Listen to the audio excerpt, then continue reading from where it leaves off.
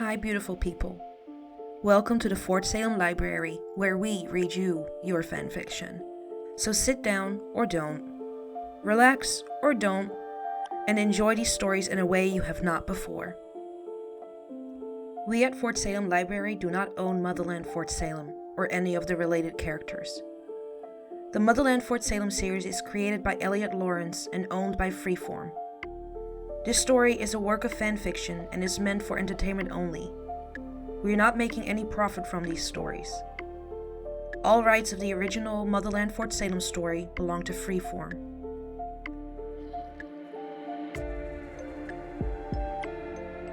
We also do not own Who Has to Know or any of its original characters and storylines. We did, however, get permission from the author to read their story. This story was created and written by TrueFreak89, and you can find a link in our show notes. This story is being read to you by Britt.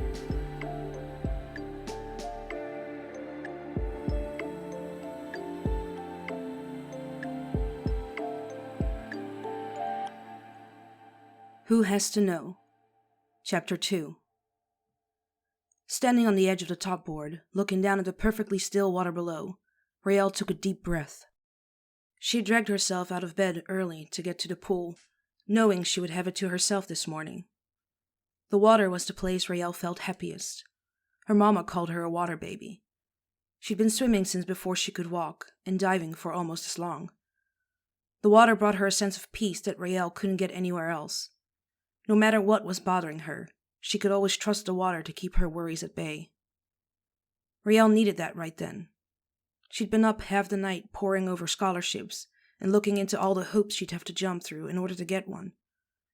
Yesterday's optimism had vanished, only to be replaced by the soul-crushing anxiety that she wasn't good enough.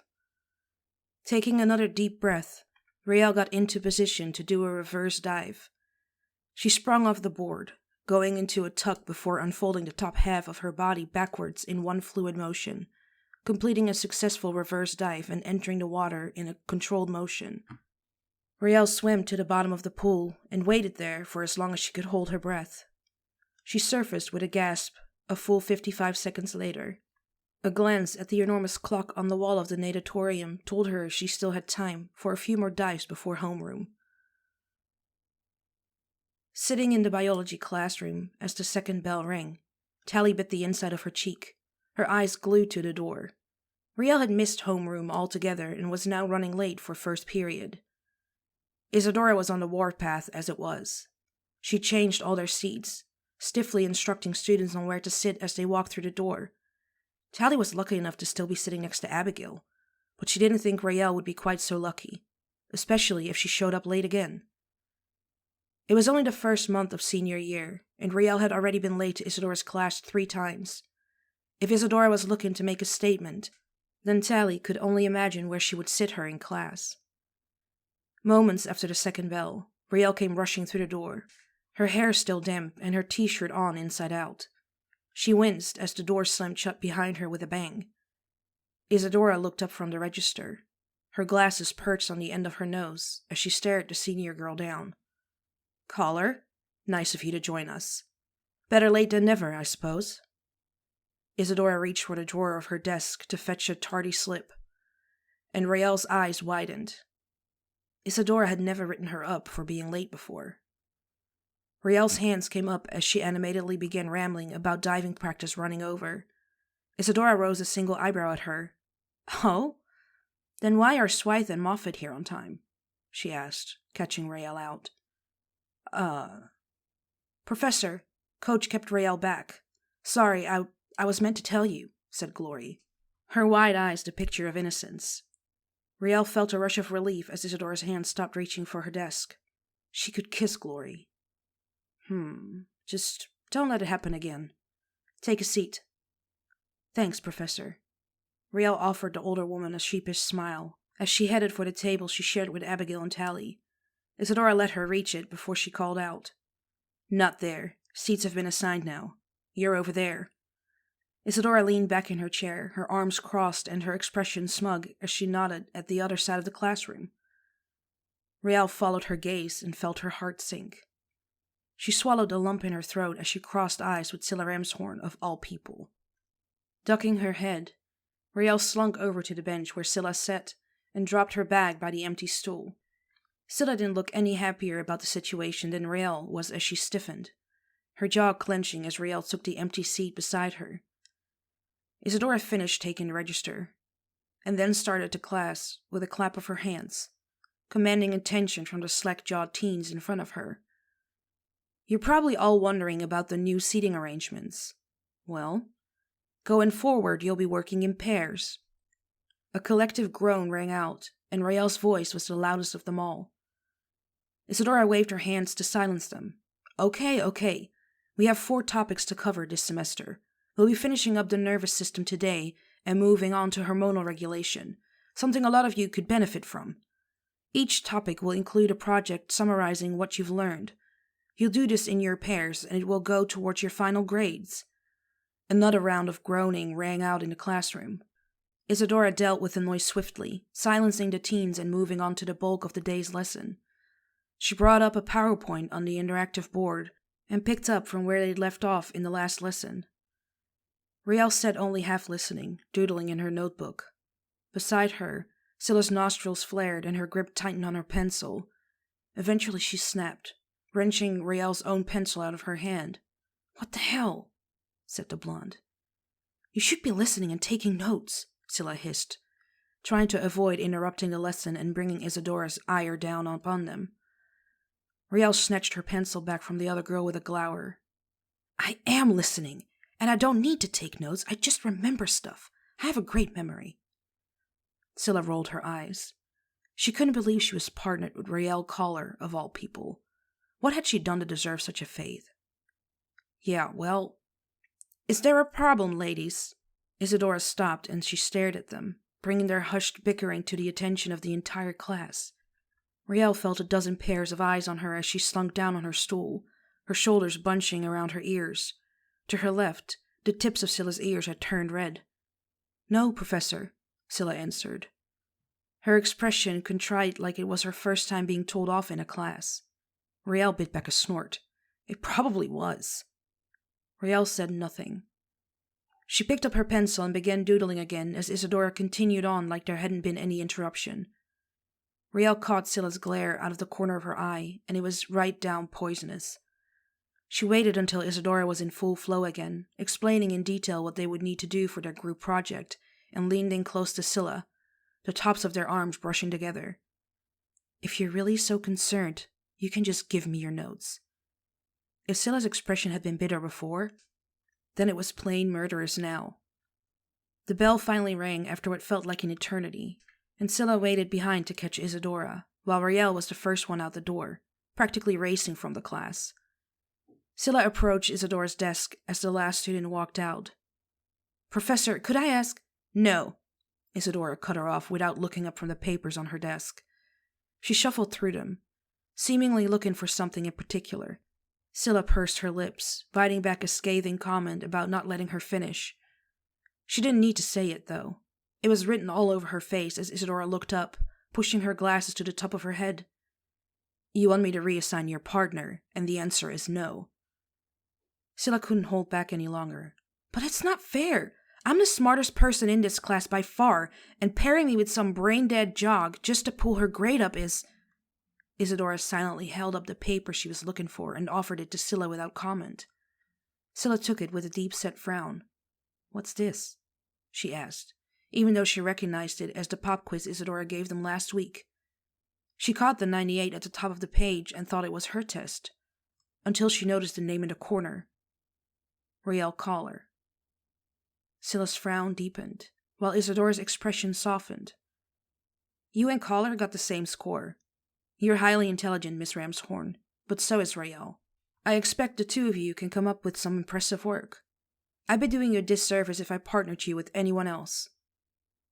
Scylla handed the paper back with a huff. It was clear the professor's mind was made up, and there was no changing it.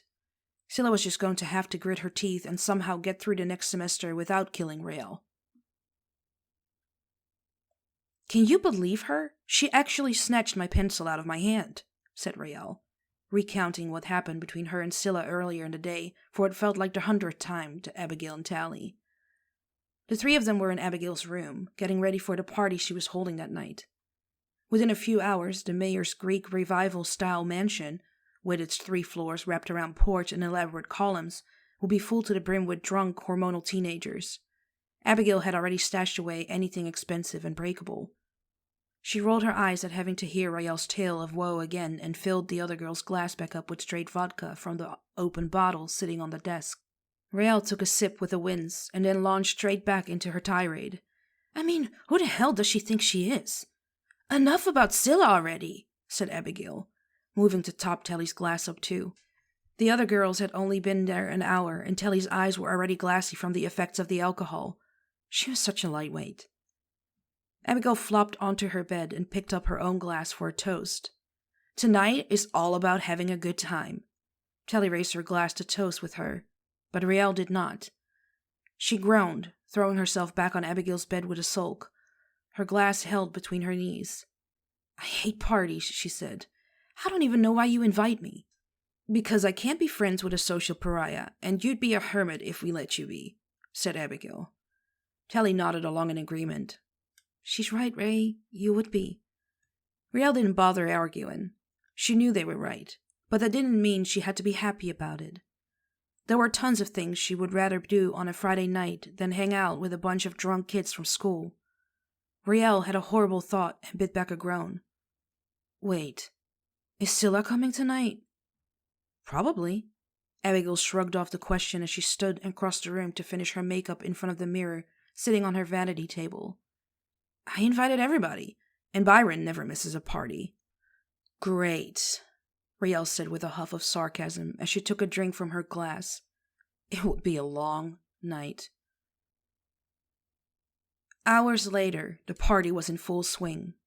The music blared from the state-of-the-art speaker system spread throughout the house, and far too many people were jammed inside for Rael's liking.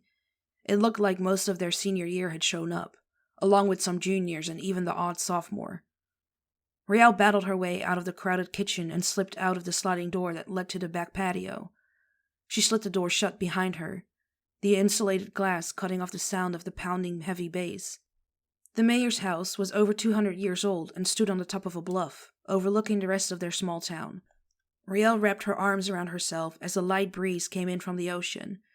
It was unseasonably warm for late September in New England, but Rael, who had grown up in the humid South, felt a chill in the air. Down below, the lights of the town twinkled and shimmered like fireflies in the darkness. Rael loved the view from up here. It was like standing on the top of the world. The groundskeepers had been preparing the yard for the changing of the season, and Rael took a deep breath, savoring the scent of freshly cut grass, fallen leaves, and damp earth. She closed her eyes, and it was like she was back home in the woods outside her childhood house in the Session, splashing barefoot in the river. Times had been simpler then. Rael's biggest worry had been surviving 6th grade and wondering whether Sarah May, the cute girl in her class, liked her back. 12th grade was a whole other beast, and Rael's mind was spinning with scholarships and grade point averages. Part of her just wanted it all to go away. She wasn't quite ready to face the uncertainty of her future in the big wide world just yet, but then maybe that was the alcohol talking. Her eyes snapped open as she heard the sliding door, and the music from the party spilled out into the quiet night air. She turned and found Scylla standing there. The other girl looked bleary-eyed and unsteady on her feet. Her eyes widened as they focused on Rael. Oh, sorry, I needed some air. She gestured vaguely, as if needing to justify her presence there. Rael shrugged. It's a free country, she said, shoving her hands into pockets of her jeans. And the yard is big enough to share. You can take the tennis court. You're funny, Scylla chuckled, her eyes softening. Rael thought it might have been the first time she'd ever heard the girl laugh. It sounded nice. Again, maybe that was the alcohol talking. Thanks, I'll be here all weekend, she grinned, offering the other girl a half bow. She wobbled unsteadily on her feet by the edge of the pool, and Scylla's expression morphed into abject horror. Hey, be careful, you shouldn't be so close to the edge. Relax, I'm an excellent swimmer. Rael dismissed her concern with a wave of her hand. Scylla's frown remained fixed on her face as she took a cautious step closer. That doesn't matter, you're drunk. I'm not, Riel scoffed. If I was drunk, could I do this? She raised one leg, balancing on one foot by the side of the pool. The move backfired, though. Riel wobbled, her balance compromised by how much she'd had to drink. She flailed her arms as she felt herself falling back, gravity doing its job and pulling her down towards the water. Riel went limp. There was no point fighting such a powerful force of nature. She closed her eyes and waited for the shock of the icy water. It didn't come. Her body jerked to a stop, and when she opened her eyes, Scylla had moved and was holding her by the front of her shirt. She'd saved her from falling in. Riel opened her mouth to thank the other girl when Scylla began berating her. What the fuck are you doing? That's not funny, caller. Riel swallowed the gratitude that had been on the tip of her tongue as Scylla let go of her shirt and Riel steadied herself, taking a step away from the ledge. Who the hell are you to tell me what to do? I just saved your ass. From what? A little bit of water? Riel scoffed and Scylla's eyes darkened. You know what? I should have let you fall and smash your head open. It's not like you're using your brains anyway. Oh, because I'm not a kiss-ass teacher's pet like you, taking notes in class? How does writing things down make me a kiss-ass? Because it does. The arguing raged on, growing to a crescendo as the two girls stood screaming at each other. Riel's white-hot temper got the better of her, and she shoved the other girl away, trying to get her out of her face before she really snapped. Scylla saw red and pushed her back. Riel couldn't be sure what happened from there.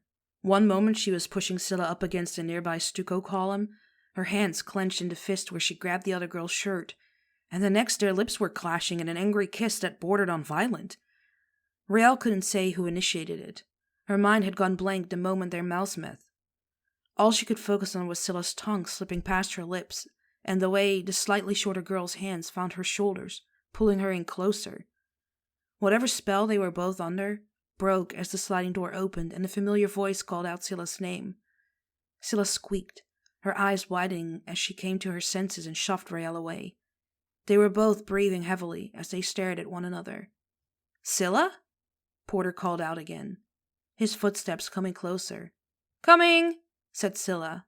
She fixed her shirt and fussed at her hair again before turning her back on Riel and stepping out of the shadow on the large column. Riel hung back, doing her best to keep out of sight.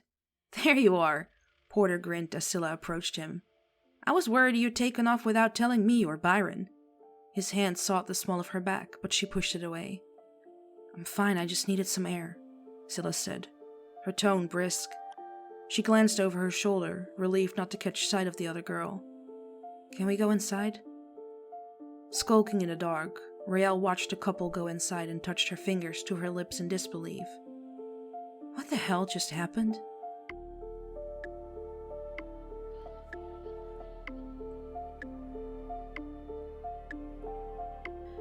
Please find the fanfiction you just listened to on Archive of Our Own and leave the author some love. Without them, this wouldn't be possible, and we want to thank them from the bottoms of our hearts for creating these amazing stories and keeping the show alive.